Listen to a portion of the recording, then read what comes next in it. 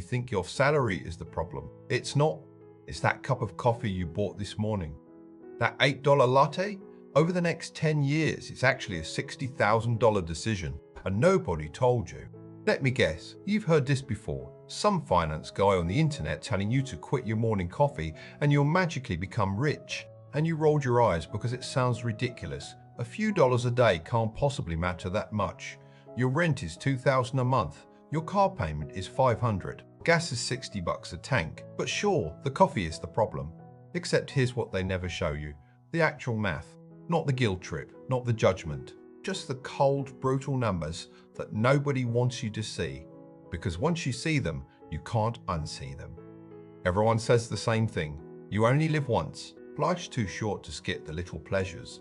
You work hard. You deserve that morning ritual. Your co-worker Sarah swears by it. She says that 20 minutes at the coffee shop is her therapy. It's self-care. It's the one thing she does for herself before the chaos of the day begins. And honestly, that sounds reasonable. $8 for a moment of peace in a world that never stops demanding things from you. $8 to feel like a human being instead of a productivity machine. Your parents probably told you to enjoy life while you're young. Don't be a miser. Don't obsess over pennies. Live a little. And the coffee shop itself is designed to make you feel good about this choice. The warm lighting. The friendly barista who knows your name. Instagram-worthy cup with your name spelled wrong in a cute way. It feels like a small luxury, not a financial mistake. It feels affordable, but let's do something nobody ever does. Let's actually run the numbers. Not to shame you, not to make you feel bad, just to see what's really happening. You spend $8 on coffee. Let's say you do this 5 days a week because you're responsible and you make it at home on weekends. That's $40 a week. Doesn't sound too bad, right? That's $160 a month. Still doesn't feel catastrophic. You spend more than that on your phone bill, but here's where it gets interesting. $160 a month is a help-9 $20 a year, almost $2,000. On coffee, now we're starting to feel it, but we're not done. Let's say you keep this habit for 10 years. That's $19,200. $19,000 on coffee. You could buy a car with that, a used one, but still, you could take multiple vacations. You could pay off a chunk of student loans, but even that isn't the full picture. Because you're not just spending that money, you're choosing not to invest it. Here's the part they never explain. Every dollar you spend today isn't just that dollar. It's what that dollar could have become. Let's say instead of buying that coffee, you took that $160 every month and put it in an index fund. Just a boring, simple investment that tracks the stock market. Historically, the stock market returns about 10% a year on average. Some years more, some years less, but over time, about 10%. So that $160 a month invested for 10 years at 10% doesn't turn into $19,000. It turns into $32,653. You didn't just spend $19,000 on coffee, you gave up $32,000 of future wealth. And if you keep that same habit for 20 years, that number becomes $122,905. For 30 years, $316,412. That's not a typo. Your $8 coffee habit over 30 years is actually a decision between having coffee or having over $300,000. That's a down payment on a house in most of America. That's early retirement. That's your kids' college tuition. That's freedom. Now here's where your brain does something predictable. It says this is extreme. Nobody keeps the exact same coffee habit for 30 years. The math is technically true but unrealistic. And you're right, life changes. Maybe you get promoted and $8 stops mattering. Maybe you have kids and suddenly you're too tired to leave the house for coffee. Maybe the coffee shop closes. Maybe you move. But here's the thing, the coffee isn't really about coffee. It's about the pattern. Because if you're spending $8 a day on coffee, you're probably spending $12 on lunch instead of bringing food from home. You're probably subscribing to 4 streaming services you barely use. You're probably buying things on Amazon at midnight that you forget about by morning. The coffee is just the most visible example of a way of thinking, the mindset that says small purchases don't matter. That mindless spending is fine, as long as each individual transaction feels affordable. That you can't possibly track every little thing, so why bother trying? Let's talk about why this trap is so effective, why smart people fall into it every single day. The coffee shop has figured something out that your brain hasn't. They've learned that people don't think in terms of yearly costs. You think in terms of right now. $8 right now feels like nothing. You probably spent more than that on parking yesterday. You spent more than that on a streaming service you forgot you had. $8 is background noise. It's not a decision, it's a reflex. And the coffee industry knows this. They've built an entire business model on making expensive things feel cheap by breaking them into tiny pieces. $8 doesn't trigger your financial alarm system. $2,000 does. So they make sure you never see the $2,000. They make sure you only see the 8. And they wrap that $8 in words like treat and deserve and self-care and ritual. They're not selling you coffee. They're selling you permission to not think about money for 5 minutes. There's another layer to this: social pressure. If you work in an office, someone's always doing a coffee run. If you say no thanks, I brought my own, you're the weird one. You're the cheap one. You're the person who doesn't want to hang out with the team. Your co-workers aren't trying to sabotage you. They're just living the same way everyone else lives. And humans are social animals. We do what the group does. If everyone around you spends $8 on coffee, then $8 on coffee is normal. It's not wasteful, it's participation. It's how you signal that you belong. And that pressure is real. It's uncomfortable to be the only person who brings a thermos from home. It's awkward to explain that you're trying to save money when everyone else seems fine. So you buy the coffee. You participate. You fit in. And every day you do that, you're making the $60,000 decision. You're just making it $8 at a time. So it never feels like a decision at all. Here's what nobody tells you.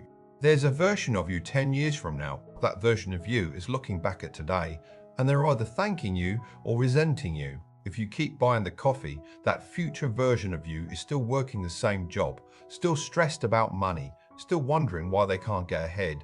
They've got nothing in savings. They panic every time the car makes a weird noise. They can't imagine quitting a job they hate because they need every paycheck. And they're looking back at today, at you, thinking, why didn't anyone tell me? Why didn't I see it? But there's another version, the one who stopped buying the coffee, not because coffee is evil, not because they're some extremist frugal weirdo, but because they did the math and decided the future was worth more than the present. That version of you has $30,000 in investments. They have options. They have a safety net. When their boss is unreasonable, they don't have to just take it. They can afford to look something better. They can afford to take a risk. They can breathe. And the only difference between these two versions of you is whether you decided to pay attention to the $8. Now let's be fair. Let's talk about when the coffee actually makes sense. Because it's not never.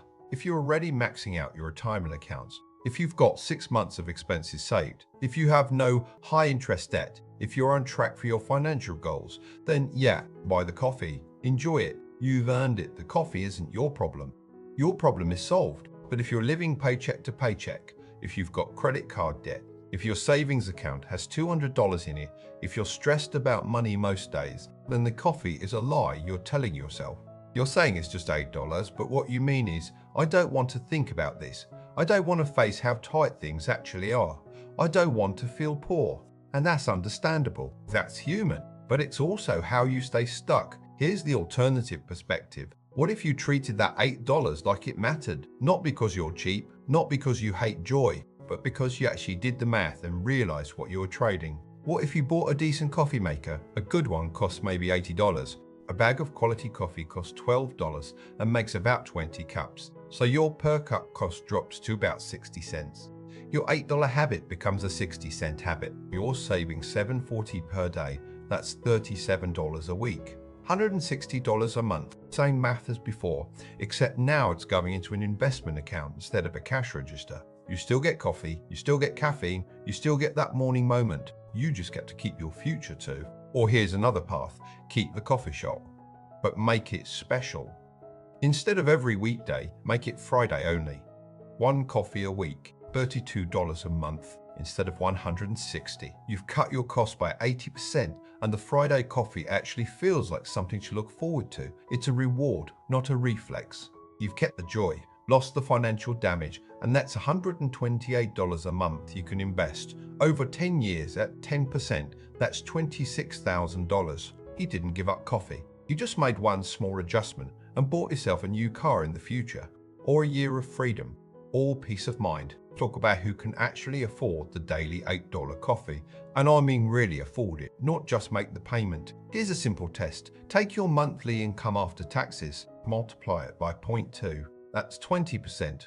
That's what financial experts say you should be saving and investing every month if you want to retire someday and not eat cat food. So if you bring home $4,000 a month, you should be putting away $800.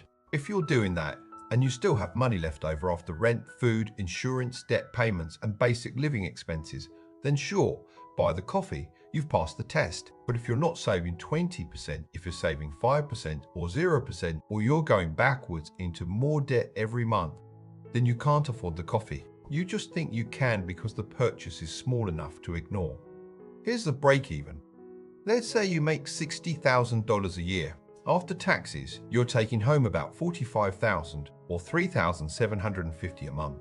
20% of that is $750 you should be saving. If your rent is $1,500, your car payment is $300, insurance is $200, food is $400, utilities are $150, gas is $100, phone is $80. That's $2,730 in fixed costs. You've got $1,020 left. You should be saving $750. That leaves you $270 for everything else. Clothes, entertainment, emergencies, unexpected costs, and yes, coffee. $160 a month on coffee means you're spending more than half your discretionary income on one thing. That's not affordable. That's a choice to stay broke. But here's what makes this so hard. The coffee feels good right now. The investment account feels like nothing. You put $160 in an index fund and your life doesn't change. You don't feel richer. You don't get a dopamine hit. You just have a number on a screen that goes up slowly. The coffee gives you immediate pleasure.